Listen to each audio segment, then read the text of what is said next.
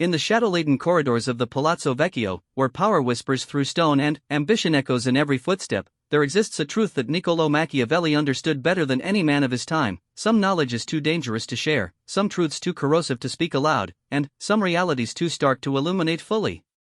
This is the story of that understanding, woven through the fabric of political necessity and human nature, told not as mere historical account but as a living document of the eternal struggle between revelation and concealment in the exercise of power.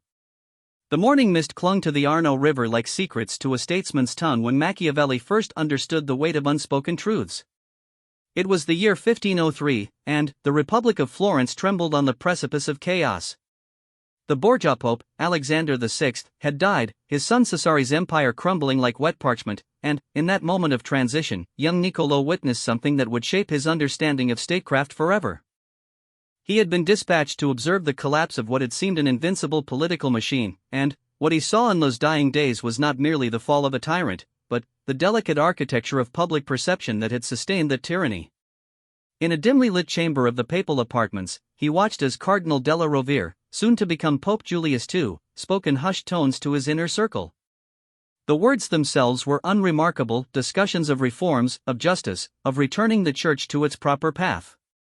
But what struck Machiavelli was not what was said, but what remained carefully unspoken. The cardinal never mentioned the vast sums that had changed hands to secure his elevation, never spoke of the promises made to foreign powers, never acknowledged the systematic elimination of rivals that had cleared his path to the throne of St. Peter. These omissions were not accidental, they were the foundation upon which legitimate authority was built. This revelation crystallized in Machiavelli's mind a principle that would haunt his writings and inform his counsel for decades to come. The most successful rulers are those who understand that effective governance requires the careful curation of truth. Not lies, precisely, but a selective revelation that preserves the noble fiction upon which all political authority ultimately rests. The people must believe in the justice of their ruler's cause, the righteousness of their methods, and the inevitability of their success. These beliefs require protection from the corrosive effects of complete transparency. As Machiavelli walked the streets of Rome in those fateful days, observing the transition from one regime to another, he began to catalogue the things that successful rulers kept concealed. The first and most crucial was the arbitrary nature of many political decisions. In the public sphere, every action of a prince must appear to flow from higher principles, justice, necessity, the good of the realm. But, in the private chambers where real decisions are made, expediency often trumps principle, and survival frequently overrides ideology. The wise ruler ensures that this gap between public presentation and private reality never becomes visible to those whose continued support depends upon believing in the moral certainty of leadership. The mechanisms of this concealment became clear to Machiavelli as he studied the rise and fall of various Italian city-states during his lifetime. In Florence, the Medici had mastered the art of appearing to govern through existing republican institutions while actually exercising autocratic control. They never abolished the traditional councils and offices, instead, they ensured that these bodies were filled with their supporters and that crucial decisions were made in private before being ratified in public. The citizens of Florence could maintain their belief in republican governance while the reality of power operated through entirely different channels. This careful orchestration of perception extended beyond the immediate machinery of government to the very foundations of political legitimacy. Machiavelli observed that successful rulers never allowed their subjects to see the full extent of the violence and coercion upon which all political order ultimately rests. The threat of force must always be present, but it should remain largely implicit, suggested rather than displayed. When violence became necessary, it should be swift, decisive, and followed by a period of apparent mercy and justice that allowed people to believe that the harsh measures had been an aberration rather than a revelation of the system's true nature. The management of information became, in Machiavelli's understanding, one of the primary arts of statecraft. This did not mean the crude manipulation of facts or the systematic deployment of falsehoods. Such methods were too easily exposed and, ultimately, self-defeating. Instead, it required a sophisticated understanding of which truths could be safely revealed and which must remain hidden. The skillful prince would share enough information to maintain credibility and demonstrate competence while carefully concealing those aspects of governance that might undermine public confidence or provide advantages to enemies.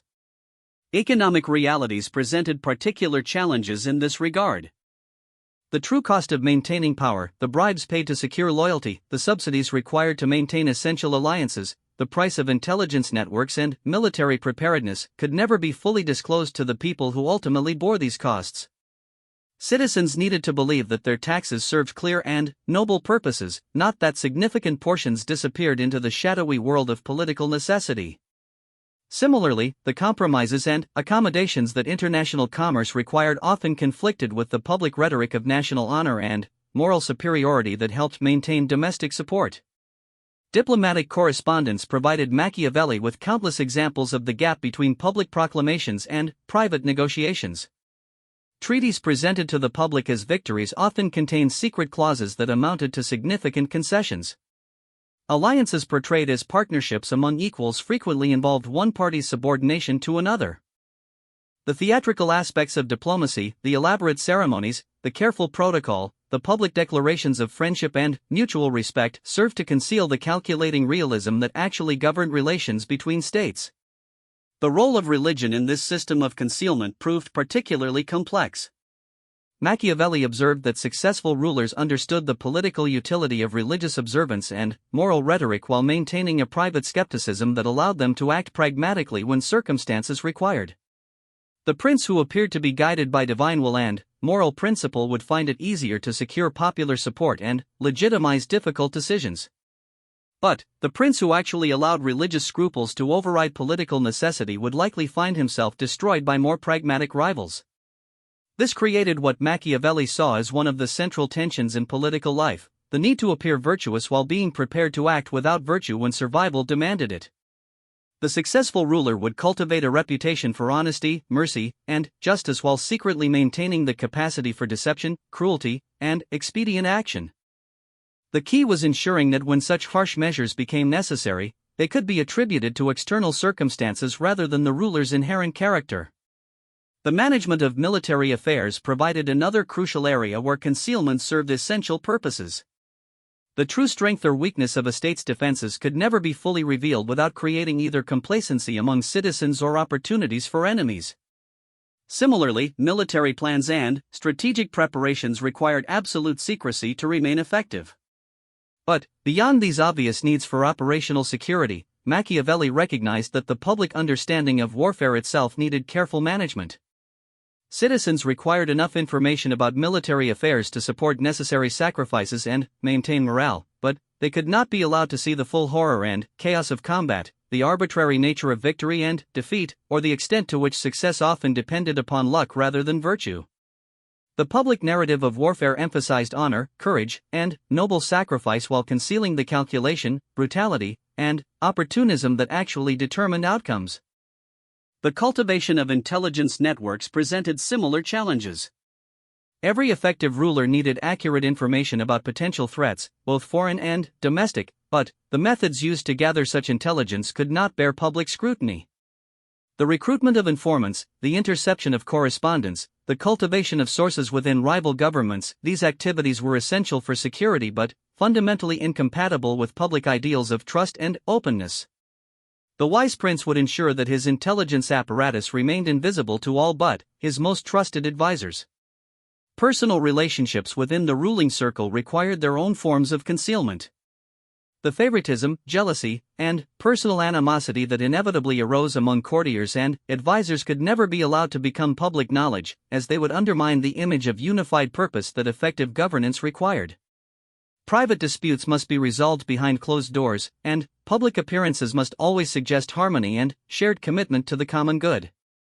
The economic foundations of political power presented ongoing challenges for this system of managed revelation. The accumulation of wealth necessary to maintain independence and fund political activities often required methods that conflicted with public standards of fairness and morality. The manipulation of markets, the granting of monopolies, the use of inside information for private gain, these practices might be essential for building the financial resources that political survival required, but they could never be acknowledged openly without undermining the ruler's moral authority. International finance added another layer of complexity to these considerations. The loans, subsidies, and tribute payments that shaped relations between states often remained hidden from public view, as their disclosure might reveal dependencies and vulnerabilities that enemies could exploit. A prince who appeared to be acting from pure patriotic motives might actually be constrained by financial obligations to foreign powers, but this reality could never be acknowledged without destroying his legitimacy. The selection and management of subordinates required constant attention to the balance between competence and loyalty. The most capable administrators might harbor personal ambitions that posed long-term threats to the ruler's position, while the most loyal supporters might lack the skills necessary for effective governance. The wise prince would maintain a careful balance, ensuring that no single subordinate became so powerful as to pose a threat while avoiding the appointment of incompetents whose failures might reflect badly on the ruler's judgment. The communication of these principles to trusted advisors created its own difficulties. A ruler could not openly acknowledge that his government operated according to different principles in private than it proclaimed in public without creating dangerous knowledge that might eventually be used against him. Yet without some understanding of these realities, his subordinates could not act effectively in their various roles. This required the development of subtle forms of communication, implications rather than direct statements, examples rather than explicit instructions, gradual initiation into deeper levels of understanding based on demonstrated loyalty and discretion. The maintenance of popular support in this system required constant attention to public symbols and rituals that reinforced desired beliefs while diverting attention from uncomfortable realities. Public ceremonies, religious observances, and patriotic displays served not merely to entertain or inspire, but to create shared experiences that reinforced common identity and obscured underlying divisions. The skilled ruler would understand how to use these occasions to shape public perception while concealing the careful planning and political calculation that went into their design. The treatment of opposition forces demanded particular subtlety.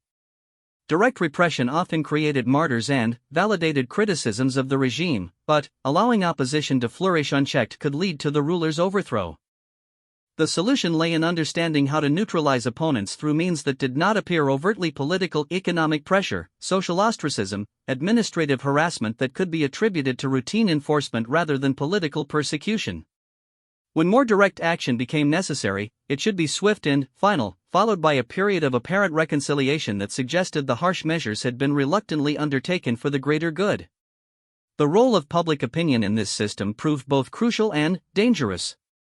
A ruler needed to maintain popular support to remain in power, but public opinion was fickle, often based on incomplete information, and sometimes directly opposed to necessary policy choices. The art lay in shaping public opinion without appearing to manipulate it, providing enough information to maintain credibility while ensuring that citizens reached the conclusions that served the state's interests. This required understanding not just what people needed to know, but how they processed information and what forms of presentation were most likely to produce desired responses. The management of crises tested these principles most severely. When faced with military defeat, economic collapse, or natural disasters, rulers could not maintain the usual level of concealment without appearing incompetent or dishonest. But revealing too much about the severity of problems might cause panic and undermine the government's ability to respond effectively. The challenge was to provide enough information to justify necessary measures while maintaining confidence in the leadership's ability to overcome difficulties. Historical precedents provided valuable guidance for these decisions, but they also created expectations that might not be appropriate for current circumstances. Citizens remembered how previous rulers had handled similar challenges and expected comparable responses, even when changed conditions made such approaches impossible or counterproductive. The wise prince would study history carefully but avoid being trapped by it, finding ways to innovate while appearing to follow established precedents. The education of potential successors raised particularly complex questions about concealment and revelation. A ruler needed to prepare his heirs for the realities of power without corrupting them or creating dangerous knowledge that might be used prematurely. This required a careful progression of revelation, gradually introducing young princes to the gap between public presentation and private reality as they demonstrated the wisdom and discretion necessary to handle such knowledge responsibly. The role of advisors in maintaining this system could not be underestimated. The ruler needed counselors who understood the necessity of concealment while possessing the knowledge and skills required for effective governance. These individuals had to be carefully selected, thoroughly tested, and constantly monitored to ensure their continued loyalty and discretion. The formation of an inner circle capable of handling sensitive information without compromising the regime's public image required years of patient cultivation and careful assessment. Foreign relations added another dimension to these considerations. Other rulers operated according to similar principles of selective revelation, creating a complex environment where governments negotiated not only over specific issues but over what information could be safely shared and what must remain hidden.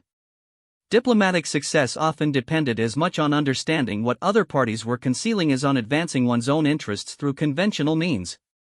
The management of military intelligence exemplified these complexities. Accurate information about enemy capabilities and intentions was essential for survival, but the methods used to gather such intelligence often violated the norms of civilized conduct that states claimed to uphold. The infiltration of enemy governments, the recruitment of traitors, the use of torture to extract information, these activities might be necessary for security but could never be acknowledged without undermining the moral authority that legitimate governance required. Economic intelligence presented similar challenges. Understanding the financial condition of rival states, their trade relationships, and their resource constraints provided crucial advantages in both diplomatic and military affairs. But gathering such information often required methods that conflicted with principles of fair dealing and commercial honesty that governments proclaimed in their public rhetoric. The development of new technologies created ongoing challenges for maintaining appropriate levels of concealment.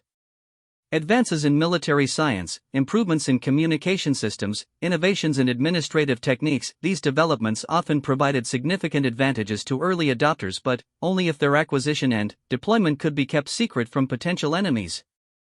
The wise ruler would invest heavily in such innovations while ensuring that their existence remained hidden until the moment when their revelation would provide maximum strategic advantage.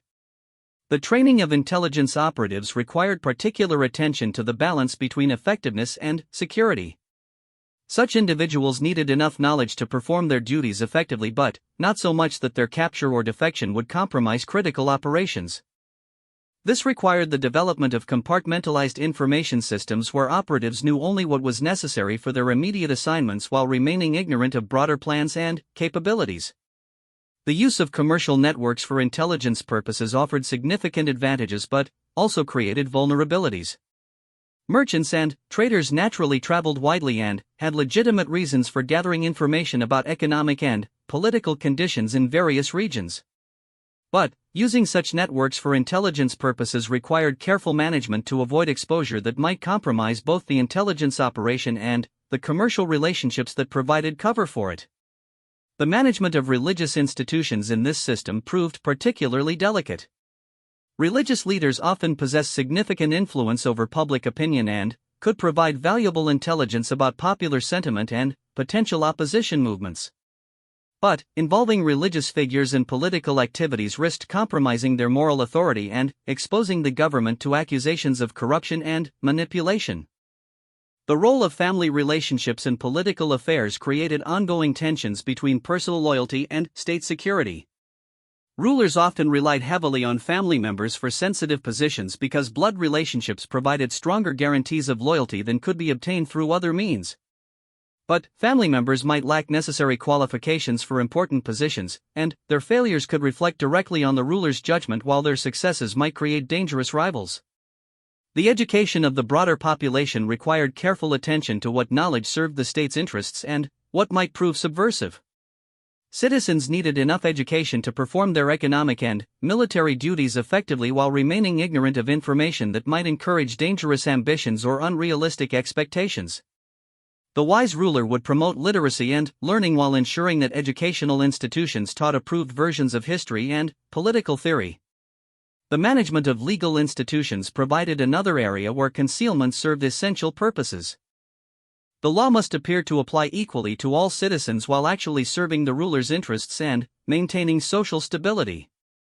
This required the development of legal systems sophisticated enough to handle complex cases fairly while remaining flexible enough to produce desired outcomes when political necessity demanded it. The treatment of merchants and commercial interests required particular subtlety. Economic prosperity provided the foundation for political power, but wealthy merchants might develop interests that conflicted with state policy or ambitions that threatened political stability. The challenge was to encourage commercial activity while ensuring that economic power did not translate into political independence that might challenge the ruler's authority. The development of administrative systems created ongoing challenges for maintaining appropriate levels of secrecy. Effective governance required detailed records and systematic procedures, but such documentation created permanent evidence of government activities that might prove embarrassing or dangerous if exposed to hostile scrutiny. The solution lay in developing administrative practices that maintain necessary records while protecting sensitive information through careful classification and access controls. The role of public ceremonies in maintaining the system deserved special attention. Religious festivals, patriotic celebrations, and state occasions provided opportunities to reinforce desired beliefs and create shared experiences that strengthened social cohesion. But such events also required careful planning and significant resources while creating security vulnerabilities that enemies might exploit. The wise ruler would understand how to use ceremonial occasions to maximum political advantage while minimizing associated risks. As Machiavelli reflected on these principles in his later years, exiled from active political life but still observing the eternal dance of power and concealment, he understood that he had glimpsed something fundamental about human nature and political organization. The gap between public rhetoric and private reality was not a corruption of politics but its essential condition. The art of statecraft lay not in eliminating this gap but in managing it skillfully, revealing enough truth to maintain credibility while concealing enough reality to preserve the noble fictions upon which all legitimate authority ultimately depends. In the end, Machiavelli's warning about things best left concealed was not a counsel of cynicism but a recognition of necessity. The alternative to skillful concealment was not perfect transparency but chaos, confusion, and the collapse of the very institutions that made civilized life possible. The prince who understood this truth and acted upon it might preserve his state and serve his people effectively. The prince who ignored it, whether from naive idealism or stubborn honesty, would likely find himself destroyed by more pragmatic rivals, leaving his subjects to suffer the consequences of his noble but impractical principles. The wisdom lay in understanding that some truths were too dangerous for public consumption not because people could not handle them, but because acknowledging them openly would destroy the shared beliefs and mutual trust that made political cooperation possible. In a world where power was always contested and survival never guaranteed, the careful management of information and the selective revelation of truth became not luxuries but necessities, not corruptions of good government but prerequisites for any government at all. This was Machiavelli's ultimate insight, that the greatest service a ruler could provide his people was the preservation of beneficial illusions about the nature of political life, coupled with the private understanding necessary to navigate its actual realities. The things best left concealed were concealed not to deceive the people but to protect them from truths that would make effective governance impossible and beneficial order unattainable. In this paradox lay both the tragedy and the necessity of political life, the eternal tension between what must be known and what must remain hidden, between the truth that illuminates and the truth that destroys.